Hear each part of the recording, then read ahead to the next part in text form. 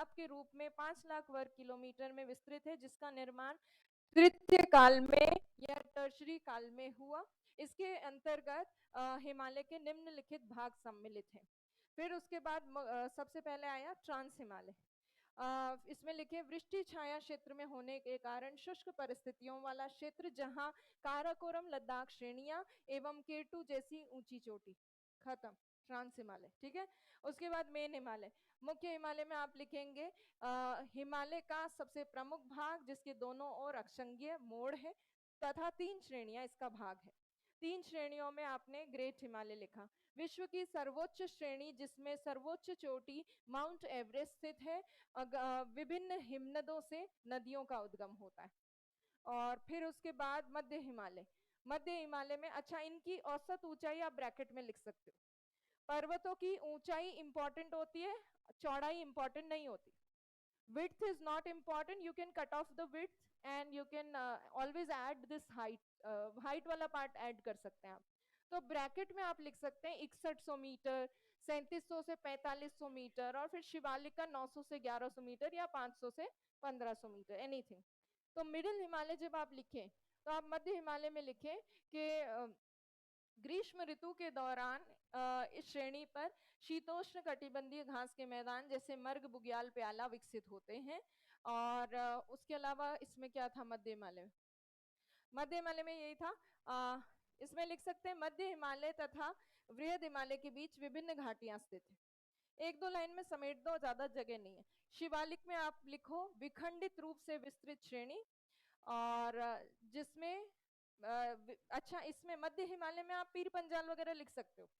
पीर पंजाल ये जैसी श्रेणियां इसमें सम्मिलित है। शिवालिक वाला जब आप लिखोगे तो आप लिखो विखंडित रूप से जम्मू पहाड़ियों, दुधवा धांग, चूड़िया घाट, दाफला, मिसमी, अबोर, मिरी के रूप में विस्तृत। सबसे हिमालय की बाहरी श्रेणी, दक्षिणी या बाहरी श्रेणी, इसीलिए तो बाहरी हिमालय कहते हैं। और तो शिवालय में कुछ इंपॉर्टेंट था नहीं। हाँ, दून द्वार ये लिख सकते हो, शिवालिक तथा मध्य हिमालय के बीच दून द्वार जैसी घाटियां हैं। और फिर उसके बाद आपका बचता है पूर्वांचल। पूर्वांचल में आप लिखो पटकईबोम, पटकईबोम, नागा पहाड़, नागा, मणिपुर, मिजोरम, त्रिपुरा, बराइल जैसी पहाड़ियां इसका भाग है। और अच्छा, आपने जो प्लेटों वाला लिखना है पॉइंट, वो सबसे ऊपर ही एक बार लिख लेना है, इंडो ऑस्ट्रेलियन और यूरेशियन वाला। पूर्वांचल के लिए आपको अलग से बर्मा प्लेट लिखने की जरूरत नहीं, चलता है, बिना बर्मा प्लेट के भी आप काम चला सकते हो। तो पूर्वांचल में आपने डिफरेंट पहाड़ियों के नाम लिखे, सर्वोच्च चोटी, सारामती, उच्च जैव विविधता वाला क्षेत्र। और फिर उसके बाद लास्ट में आपके बचेगा प्रादेशिक आधार पर कश्मीर हिमालय, कुमाऊं हिमालय आदि भी होते हैं या हैं। तो ये आपको हिमालय को ऐसे कट शॉर्ट करना है। तो हमेशा किसी भी चीज को कट शॉर्ट करने के लिए की पॉइंट्स आपके दिमाग में होने चाहिए। किसी चीज की, अगर हम माउंटेन्स की बात करें तो उनकी हाइट इंपॉर्टेंट होती है, किसी और चीज की बात करें तो उसमें कोई और एस्पेक्ट उसका ज्यादा इंपॉर्टेंट होगा। हर एक फिजियोग्राफिक डिवीजन का, भौतिक प्रदेश का अलग अलग चीजें इंपॉर्टेंट होती है, तो उसमें उस इंपॉर्टेंट चीज को उठा के ही आपको एक्सप्लेन करना है। कुछ चीजें आप ये जो डायग्राम बना रहे हैं यहाँ पे भी बता सकते हो, जैसे यहाँ बता दो 400 किलोमीटर, यहाँ लिख दो 150 किलोमीटर चौड़ाई, नहीं भी लिखोगे तो चल जाएगा। ये डायग्राम बनाते वक्त या तो आपने सिंबल्स बनाए हैं तो वो सिंबल्स आप यहाँ पे बनाओ। ट्रांस हिमालय का सिंबल आपने यहाँ बनाया बॉक्स में, मेन हिमालय का आपने यहाँ बनाया, और पूर्वांचल का यहाँ साइड में बना दिया। या तो ऐसे करो आंसर लिखते समय, नहीं तो आप यहाँ पे साइड में ऐसे लिखो ट्रांस हिमालय, मुख्य हिमालय और पूर्वांचल।